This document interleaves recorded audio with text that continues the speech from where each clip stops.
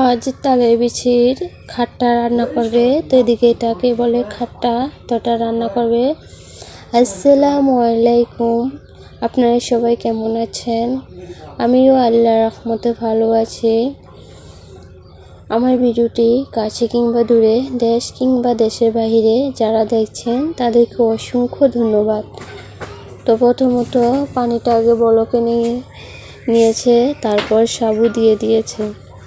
তো এটা নাকি সাবু দিয়ে রান্না করে, তো স্বাদ মতো লবণ দিয়ে দিলাম। সাবুটা ভালোভাবে সিদ্ধ করে নিয়ে তারপর তালের বিচির খোম্পাটা দিয়ে দিবে।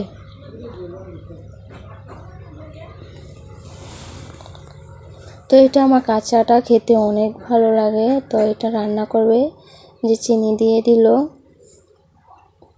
তো যেহেতু রাত্রে রান্না করেছে, মনে ছিল না লাইট দিয়ে তারপর ভিডিও করতাম, তো এখন আমি লাইট ছাড়াই ভিডিও করেছি।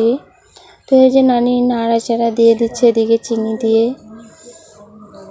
তো এটাতে কী কী উপকরণ দিবে আমি বলে দেই, যেহেতু রাত্রের বেলা ভিডিও করা দেখা যাচ্ছে না।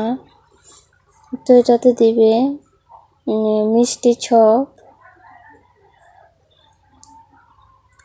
চপ বলে অনেকে, মৌরি বলে, তো যেটাই বলুক না কেন এটা মিষ্টি চপ দিবে। আর দারচিনি, এলাচ, তেজপাতা দিবে।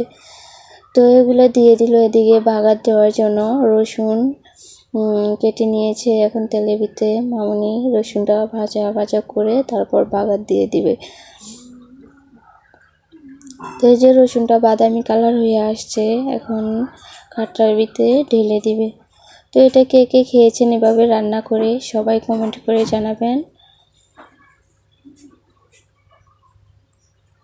আজকের ভিডিও এ পর্যন্তই। আল্লাহ হাফেজ।